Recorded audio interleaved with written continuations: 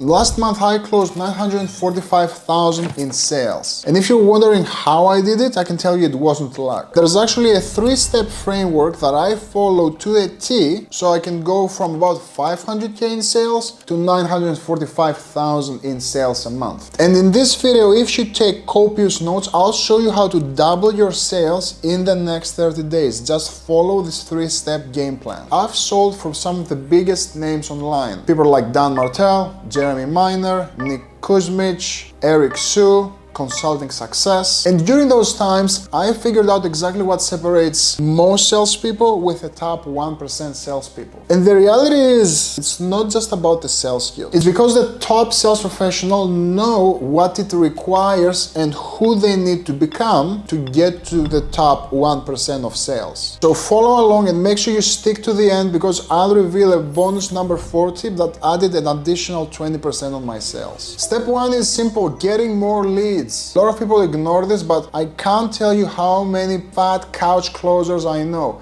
They sit back, inbound closing, they don't do any outbound, and they sit and look pretty looking for the next lead to come in their inbox or calendar. The best closers are always on the hunt for new leads for themselves. So before we dive into any tactics, you need to shift your mindset around: if you have a blank spot on your calendar, it's the devil for you, because it means you're not working on revenue producing activities. So I would urge you, look at your productivity day to day, and when you get a no-show or when you have gaps of doing absolutely nothing but sit back and wait for leads, go on the hunt. Just increasing your activity and doing outbound will give you an edge over your competition. Now, how do you actually do outbound? Let me give you some tactics. I want you to think hot, warm, cold. We always want to start with the hardest leads. And what are the hardest leads to reach out to? Referrals. So what I want you to do is go to your current closed won deals, and I want you to send something like this: "Hey Chris, how do you like the program so far?" Or "How do you like our progress so far?" They're gonna say, "Yeah, it's amazing." Say something like this. Perfect. And we love getting to support people like you. Let me ask, who do you know in your circle that could benefit from something like this? Simple one-liner can get you 2 to 3 referrals from every new deal you've closed. Now we're gonna move into the warm category. Our warm leads are so many, I can't even begin to describe it. It can be the email list that's been sitting there untouched. It's literally every single social media follower that follows the influencer you sell for or the company you sell for. It's every new follow, it's every new engagement, it's every store review. Your goal in outbound is to turn every activity into a conversation. All you need to do is open your DMs and say, "Hey Chris, appreciate you following. Are you here just for the videos, or are you looking to grow your business?" So the template would work something like this: "Hey name, appreciate the follow. Are you just here for the content, or are you looking to," and fill in the blank with what will benefit them. If you're selling a fat loss offer, are you looking to lose weight? Are you looking to get in shape? And customize it specifically for what you sell. Now, moving over to the cold leads, you can always introduce this into your arsenal. There's nothing wrong with having a cold outbound sequence running in the background while you're working active deals. Now, the cold outbound sequence would be too much to cover in this video, so comment cold below and I'll send you my guide. Quick tip is, we want to always lead with value. I see all these people sending crazy 5-minute Loom videos or hard pitching. Neither of those approaches work today. What I want you to do instead is deeper research around the prospect and provide value up front with a quick tip they can implement from the DM or an email that you're sending. That instantaneous value will get their attention and will get them to reply back to you. Stop sending Loom videos, because no one takes the time to click on strangers' links, especially when they have 50 different Loom videos in their inbox. Now, step number 2, focusing on high quality prospects. Now that you're generating leads and you're filling up your pipeline, we need to make sure we focus on the higher quality ones. Common trap a lot of closers fall into is they spend time with everyone. They want to show that they're very eager, and being a good closer that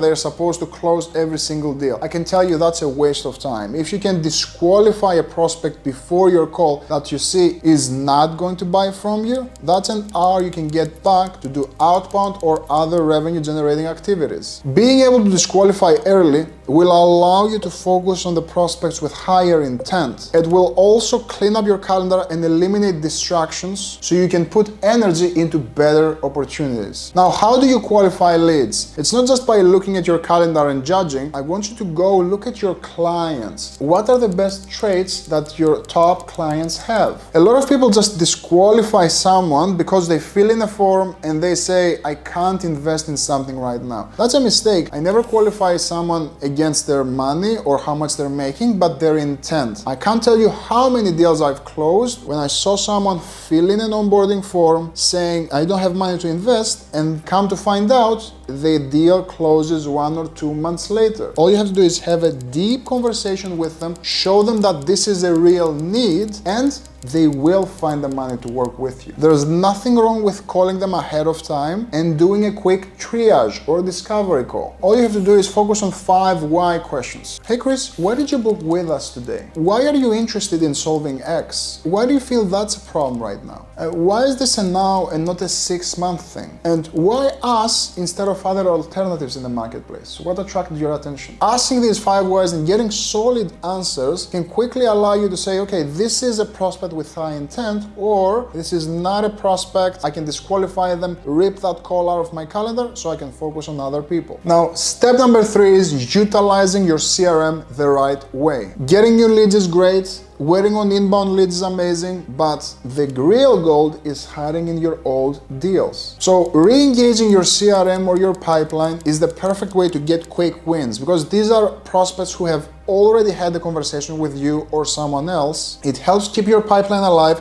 re-engage with them on the spot, and even close deals through the simple email. And it's an easy go-to button whenever you have a free moment. When in doubt, either do outbound or run a quick reactivation campaign. Now, how does a reactivation campaign work? That's super simple. It works in 3 steps. I want you to simply start with a quick 9-word email. Hey Chris, are you still looking to? And fill in the blank with what they had said they wanted. So if I'm selling sales coaching, hey Chris, are you still looking to double your close rates? Hey Chris, are you still struggling with objections? Hey Chris, are you still looking to get to 50,000 a month in commissions? A simple yes gets them to raise their hand and enter a conversation with you. Now, step number 2, after you send a 9-word email, is you want to use a case study reactivator. So grab a case study or a screenshot of results from current clients and super casually drop it in an email or a DM and say something like this. Hey Chris, thought this would be interesting for you. Chris just won 100,000 in new sales from our work together. Worth a chat. Keeping it casual and under the radar doesn't trigger sales resistance, but piques their interest because they want to know, what did Chris do to get these results? Maybe I should work with those guys. And step number 3 is what I call an objection reoffer. And this is super simple. I want you to go back to your notes and see what was the reason why they didn't buy in the first place. Was it a money objection?